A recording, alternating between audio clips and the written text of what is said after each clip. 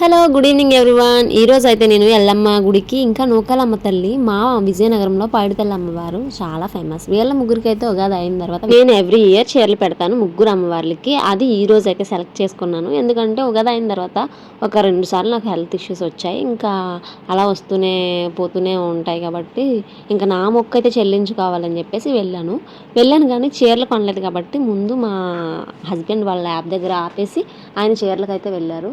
నేను ఇంకా పిల్లలు కార్లో వెయిట్ చేసాం. అక్కడి నుంచి వచ్చిన తర్వాత నూకాలమ్మ తల్లి టెంపుల్కి ఇంకా ఎల్లమ్మ తల్లి టెంపుల్కి తర్వాత పైడితల్లమ్మ వారి దగ్గరికి అయితే వెళ్ళాం.